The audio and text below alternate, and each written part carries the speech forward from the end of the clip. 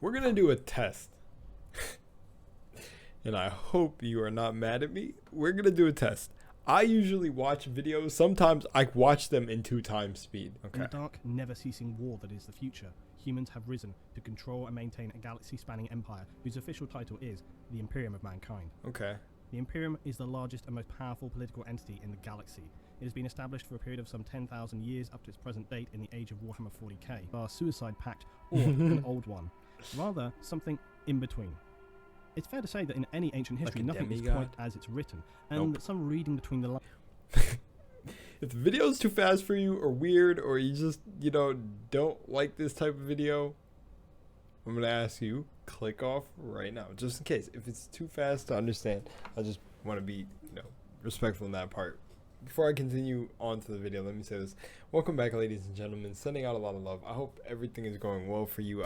Whenever you're watching this, have a great day. Have a great night. Think of 5 things you're grateful for and say them out loud to yourself if you're having a bad day. Just keep the positive mindset. Seriously, the negative is stronger than the good. Just understand that. Okay, now I may be acting a little bit weird in the beginning of this video because I have to be completely honest. I'm someone who's usually brutally honest. I'll be here. If you see my Critical Role videos, I don't know if I would say like Warhammer, from what I was told, Warhammer and D&D are like close cousins. So if you're someone from Warhammer who also watches my Critical Role stuff, I have sat for 4 hours long and cut that down to like 40-minute videos. I don't know why, or not why I wanted to, but I don't know how, but I'm just a beast. And some people like that. Like the video like that, how I cut it up, Others said, maybe there's like a better way to do it, maybe chop it up in parts. Either way, the long videos are an interesting thing. But with Critical Role, what I will say is there's actual moments I can really respond to and but that sounds like an excuse for something like this. So this video is the Imperium's 10 worst jobs, where I was gonna put a little segment in me watching the Emperor of Man. So I'm gonna put it up real quick. And we're back. And in that, I watched that shit. Oh my gosh. Oh yeah, shout out to Luton too, because this is your video. So if you want me to take it down, that's cool. I watched it though, and I didn't really have anything to say. Like, I made small comments here and there, and I cannot upload a video like that. It's nothing against any reactors that do, or any commentators that do watch a video and kind of are just sitting there really, really analyzing it. But me, if I don't have any comments to make or anything, I just do not feel like it's worth it. I feel like I'm not doing justice as being someone who commentates over certain things they like and dislike about the thing they're watching. So when I was watching that, I just felt that's what I feel about some of the things that you guys are recommending. Like, I watch them, I go to watch them and record, and some of them are just, I like make one comment every 10 minutes, and I'm like, nah, I cannot upload this. It'll make me feel like I'm stealing content. So sorry for that big long intro again. I just want to make sure I'm really enforcing that thought, so you do keep that in mind when you send me certain things. That's why also I replied to one comment before talking about Major Kills videos. I'm not like obsessed with watching Major Kills videos. His videos, even if they're not, they're biased or short at times, they're like, some of them are quick, or like if they're 15 minutes or 20 minutes, boom. If I get videos like that, I can like do a little bit more with that. Also, Major Kill fits in humor, which it's easy to bounce off somebody also, like, doing like that. It's just I feel like y'all get what I'm saying, and I don't have to explain it that deep, but it's just like, yeah, if things are hours long, they like, and especially for a video like Luton's that's information based, like super filling you in on everything going on, I'm kind of more in a listening mode, like I'm in school, like I'm kind of just focused, and I'm not really, it's like he's like the teacher and you don't want to interrupt him. That's like the best way I could put it. But we'll see if that's different for this, so let's find out. And we're gonna watch at, should we watch at 1.5? Let's watch at 1.5. Yeah, and just see if I can switch it up a little bit, make it unique or something.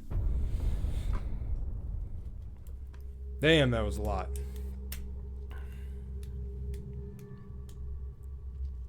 Alright. When people forget their duty, they are no longer human. They become something less than beasts. They have no place in the bosom? No, the heart of the emperor or something. Fuck! The worst Imperial jobs. When we look at the lives of those serving the Imperium, we must also understand that it is assumed that all of their service is at the behest and honour of serving the Emperor of Man and the Imperium itself. And while the official line from the Administratum would be that to give yourself in whatever means are required for the betterment of the Imperium is a noble cause, just and above all else a required task, it's worth remembering that these people are still humans serving in the Imperium, not superhuman Astartes or fanatical religious zealots, not cultish machine worshippers or drug-crazed hive gang members, just your average person trying to stay alive and do the best that they can. Now, while undoubtedly citizens of the Imperium know that they give to a greater cause and are indoctrinated from birth into the Imperial truth, at the same time you can't escape the harsh realities of some of the worst jobs imaginable for those poor saps who end up designated with such a plight in the grim darkness of the 41st millennium. Planets operate on a more basic bartering system, some even using coinage. There's also the throne gelt, which is likely as close to being a universal payment as exists, and this is often used by, say, rogue traders and inquisitors who are traveling between systems. Overall, I'm actually glad to hear this, because I was wondering, like, I talk about how, like, the Astartes and their breaks, which I can't believe that some only, like, what is it? Was it the standard only get 15-minute breaks? But then, like, I was like, when do they eat? When do they sleep? So when those questions were going on, I wondered about the normal humans. What are they doing?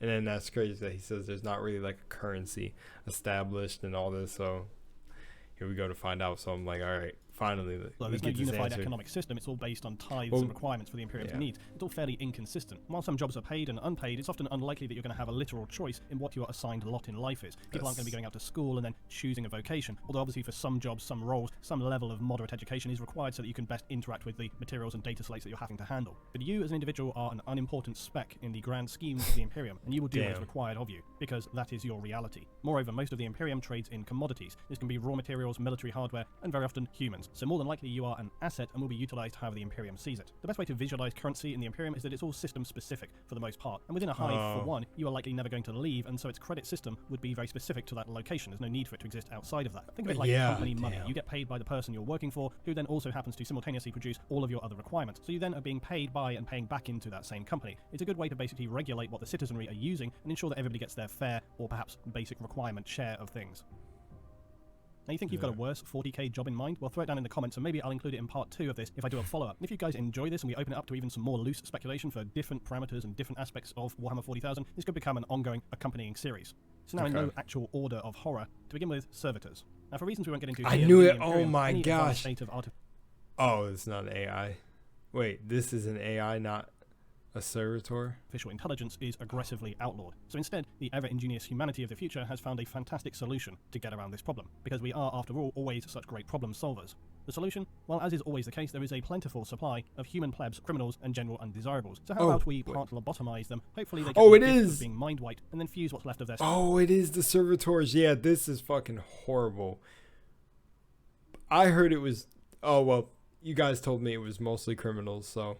Still living but now eviscerated carcasses into a somewhat functional cyborg. It's not really AI and it's not really human. Problem solved, everybody's happy. Except likely the unwilling participants of becoming a servitor. Servitors are a vital part of the Imperium, carrying out tasks too dangerous or too enduring for humans to want to take on the role. Although if no servitor were available and push comes to shove, you know that somebody's going to have to install that hyper-dangerous fuel system and it's not going to be any officer types. While servitors are questionably necessary, they are a sad and incredibly depressing portrait of the dark future. And it's very questionable given the fairly immoral state of humanity. What picture is that? Just how well lobotomized these individuals are if they're not mind-wiped. Servitors, while carrying out their instructed functions if left to their own devices, have been seen to become confused and disorientated, sometimes found in a lost corner of a starship or missing in the maze of a hive city, babbling to themselves with a sea of incomprehensible speech with perhaps some scant details of their former selves and former lives, perhaps trying to formulate some cognition or sense of who they were before. Worse still, we hear stories of people who undergo surgery appearing to be under anesthetic, but are in fact just paralyzed and fully conscious. So it broaches the possibility that some or even many servitors are actually fully aware of the lives they're living and with full awareness and memory of even their former lives, who then simply lack the ability to speak or even control their own bodies, trapped in a silent, monotonous, and potentially unending agony in the prisons they have been physically melded into.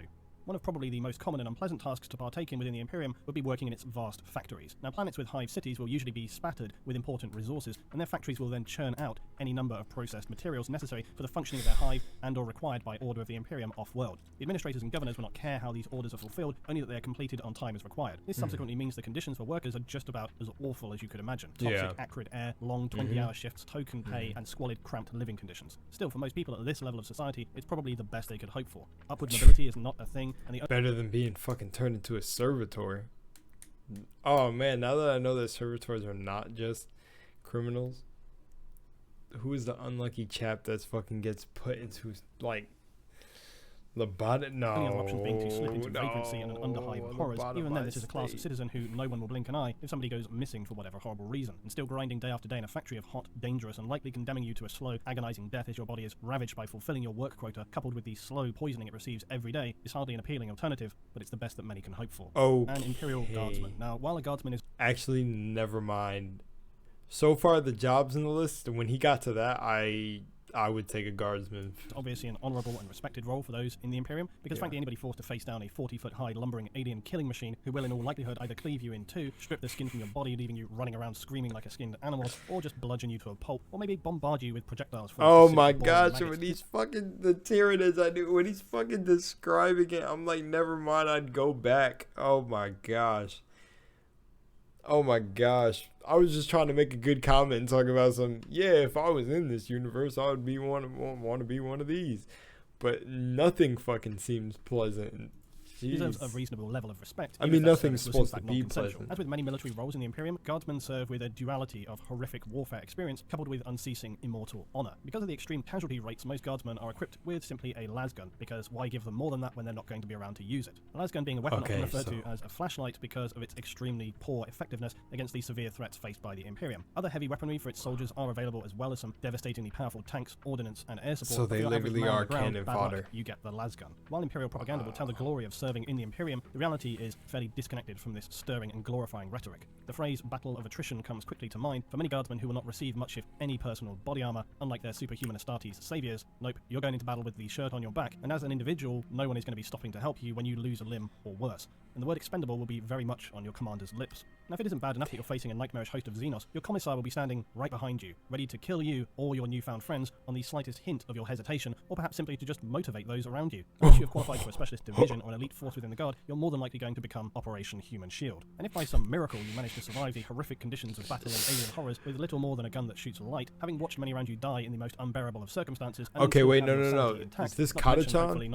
This isn't Catachan's forces? They look like Catachan's forces, which, no. Let's not talk about them. They're beasts.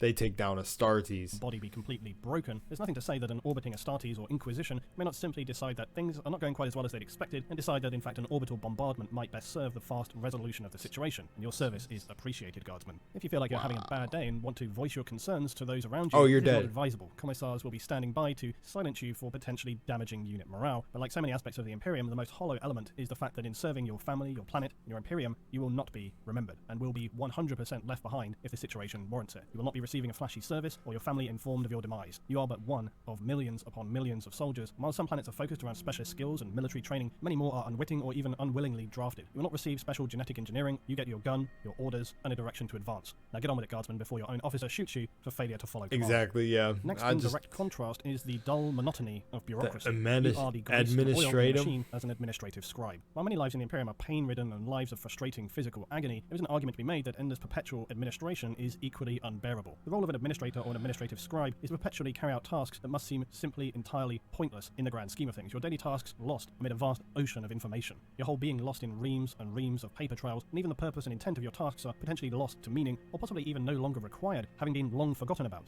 Billions of clerks, scribes, and general admin staff work tirelessly to manage the Imperium at every tier. Compared to others, this may seem like a sweet job to land yourself, but imagine having to do the same thing every day. Without end, without meaning.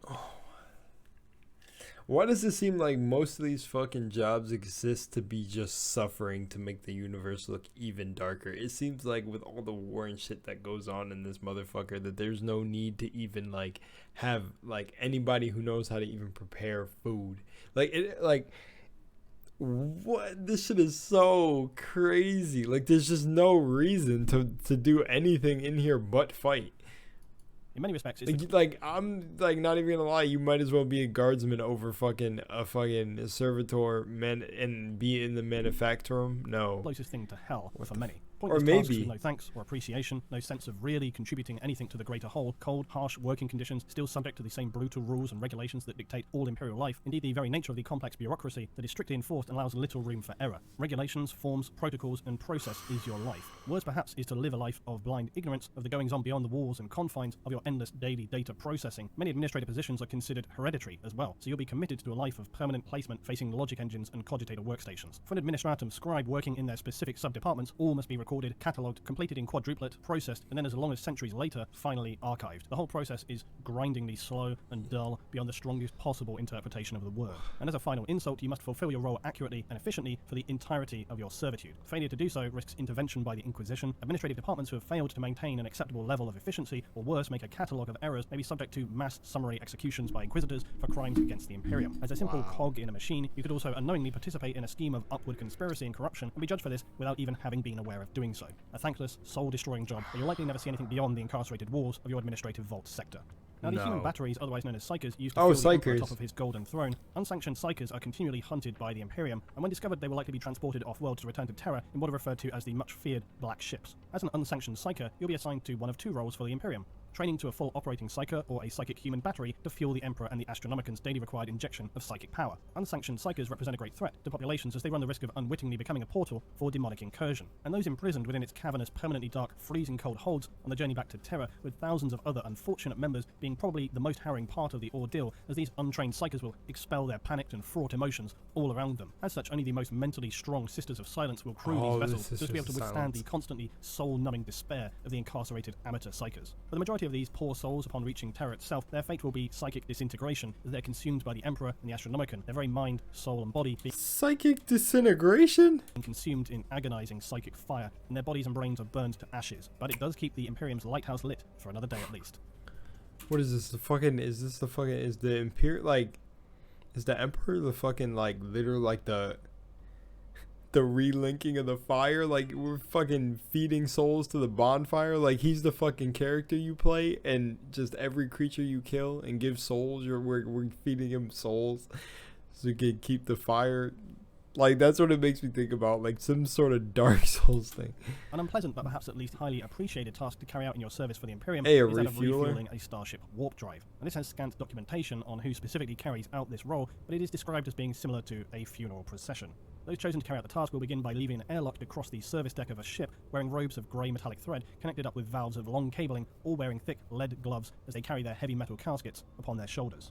The service staff's eyes, nose, and mouth will be similarly fitted with these connective valves. The unknown material they carry within these caskets evidently being extremely hazardous, for as these individuals cross to their objective, their flesh, skin will slowly cook and be burned away. This process being described by tech priests as the most perilous operation a vessel could undertake, barring actual combat. As the procession of staff would approach the warp drive central column, the casket carriers would become even further physically damaged and even start to disintegrate, but being driven perhaps by the chemicals and gases being infused into them as pain suppressors and some chemical concoctions to enable them to carry out such a task, they lumber forward. But the closer the carriers come to the drive itself, the more they begin to stagger and the metallic robes deteriorate. They've infused chemicals keeping them barely standing as their bodies begin to quite literally fall apart, chunks of flesh and matter falling from their person as they push on to deliver their fuel to the drive. The casket would be finally pushed into a socket of the drive column as some of the carriers' limbs would detach and strips of muscle and bone hang down from their gaping robes. Servitor-like machines would collect the remains of the carriers and scrape these into yet more caskets before tech priests offer prayers to the machine god.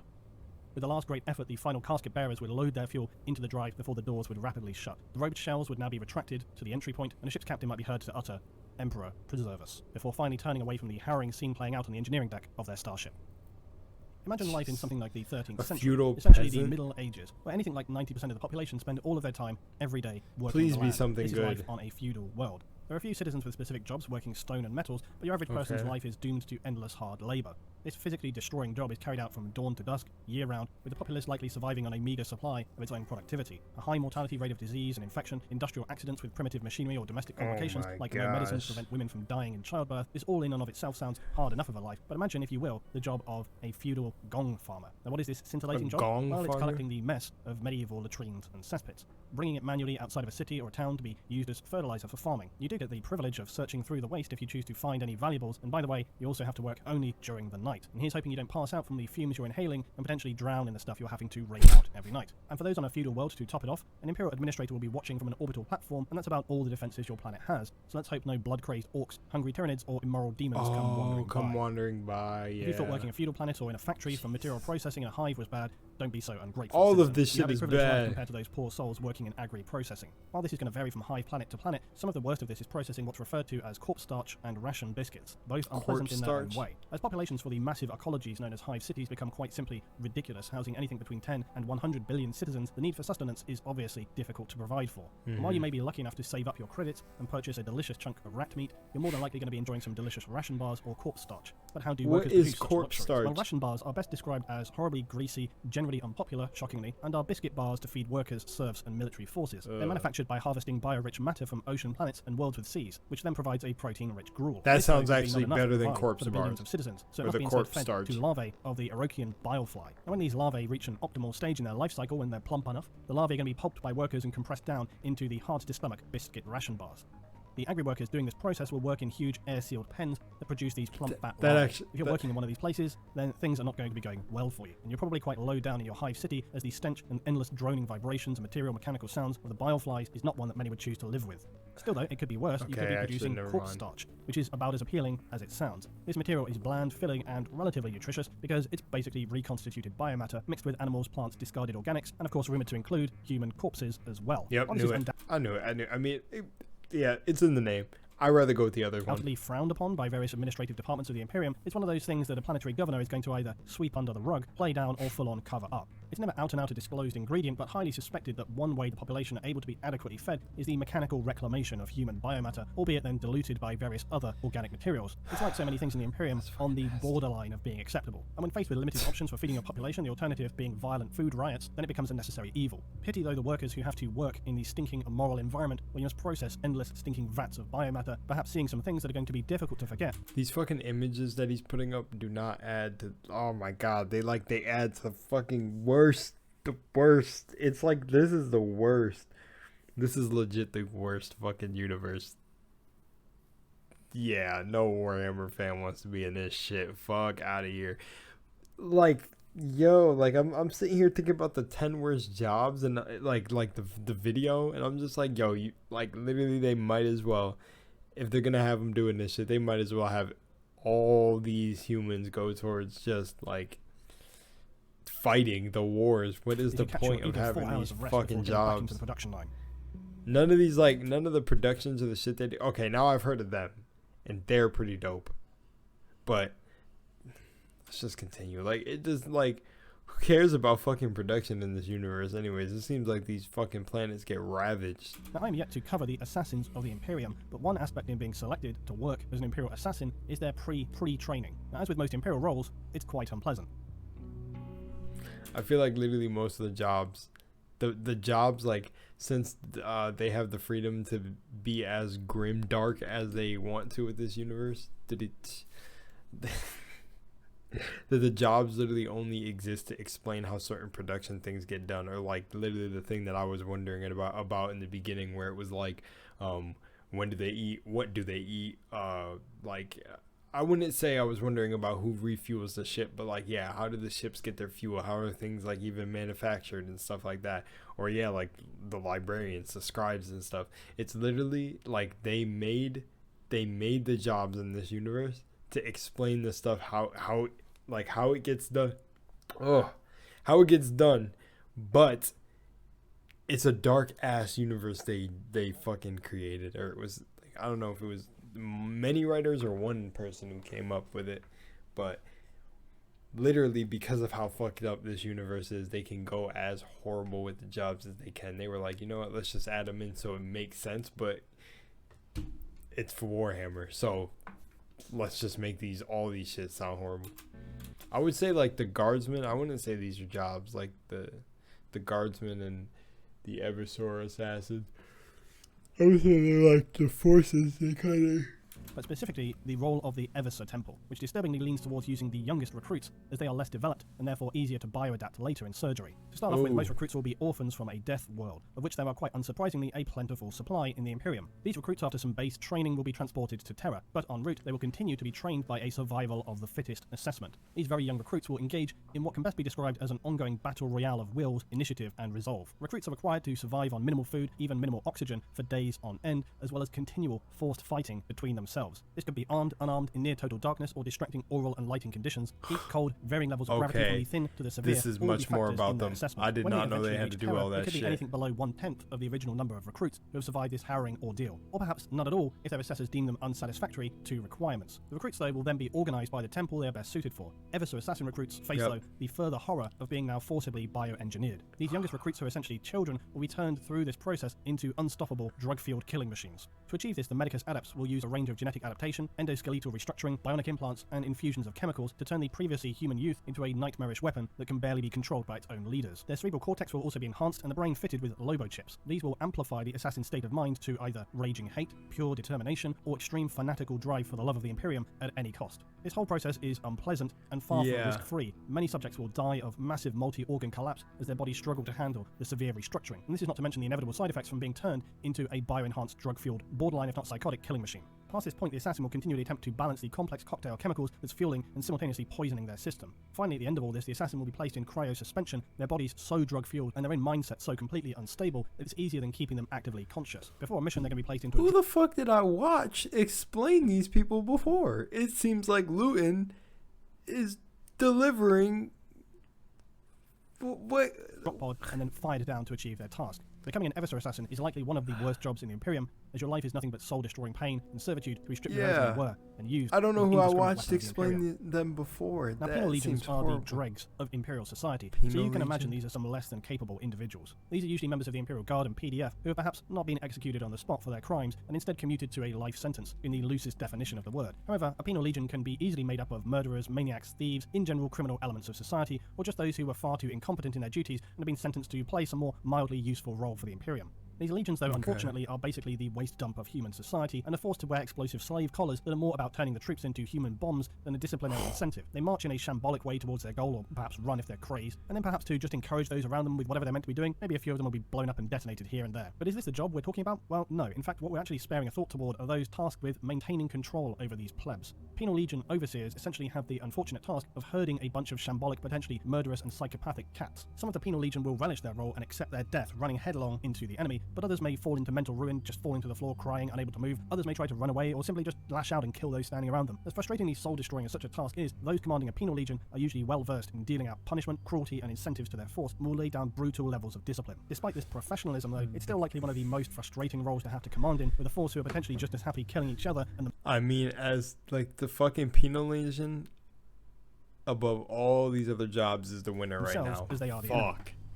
So now to finish, I'm going to have to break your immersion. But the truest worst job that could exist in 40k is, well, whatever you can draw from your own imagination. Because this might seem like a cop-out, but it's actually the real bedrock of 40k. Because while it has embedded canon and non-canon lore, it's also a world whereby you, as a participant, are encouraged to use your own imagination. The civilian life of the Dark Future is very poorly documented, and really we only have scraps of information compared to the endless raging warfest that is ongoing between various factions. The civilian life of the Imperium is perhaps one of the most interesting aspects that exists in the 40k universe, and if Games Workshop will not expand upon it, maybe it's time we start doing so ourselves with some wild speculations and imaginings. The whole thing with 40k is that the Imperium itself is so fractured and spread across countless systems with vast distances in between, it's really hard to focus in on some of the details of different worlds. Now this has happened very, very slowly over time with little fragments of information, but some could be, for example, nightmarish gulags, while others could be verdant, lush garden worlds of pleasure. Others could be more Earth-like with all the complex goings-on of human life that this entails, or you could be living in a horrific hive city or toxic choking forge world. Or how about a planet that's been cut off from the Imperium due to a simple administrative error, forced to go its own way with the vague hope of one day being rediscovered if it's not destroyed by some other alien process in the meanwhile. And this for me is one of the most enjoyable parts of Warhammer 40,000. You can use your own imagination to build a whole narrative given the existing lore and framework of the factions within it. Often 40k draws on real world history, and it's something that I really love the idea of doing in creating whole descriptions of planets and locations that are non-canon and entirely fictional. Perhaps this is something I'll find time to do, perhaps it's something you guys would be interested in me doing. In the meanwhile, worst jobs canon or not, tell me down below what's the worst thing you can come up with. I'm probably going to regret asking that, let's see. As always guys, thanks for watching and thank you for your support. I'll see you in the next one. Shout out to Luton. I was actually going to say that. Do you want to see what I come up with? Because I come up with some pretty dark shit if you're trying to see something really dark. My mind can go straight there or straight to the best types of shit. Spooky shit, loony shit. Sorry, there was a bar I was trying to reference, but I'm not. Nah, forget it. Holy shit, I am. Like I said, it's like I'm in school watching it, and it's crazy because I can last a 4-hour-long video from Critical Role. It's just these videos are so packed. Like, yeah, absolutely no disrespect to any of the videos you guys send if they're super long. If they're super long, it's just like they're so heavily information packed, and just like the stimulation from them is like, I don't know what it is. It depends, but huge shout out to these creators that put in this amount of work. It's dope that, you know, they can compile information like this and do their digging and everything and commit to it. But I understand that with certain things, like if I always said if I was like the game that I could see that I would literally like would probably make the most sense for me, maybe a different one would be like, I can see newish would be D&D. I could see myself turning into a full D&D creator, but would probably be Borderlands. That would be, I would go so in with all the lore, little things. I would put out video theories, so much stuff if I set my mind on one universe, like how there's the like Warhammer creators. But I like looking at all things, so here I am doing all worlds and just trying to be versatile in all of them. But yeah, like I said, fucking Jesus, watching that was dope to listen to, but it's more listening. Like, I can't comment really. I don't know what to comment on. I really don't know. Usually my mind can make up anything. I'm sure you guys are learning by now how chaotic my videos are, and I just feel like I don't know. Well, I hope you enjoyed. Much love and light. And something dark I could think of, if I could go right off the top of the dome, is I was thinking, first thing that popped into my mind was a faction of people that had to clean up the battlefield after a certain area was taken over, or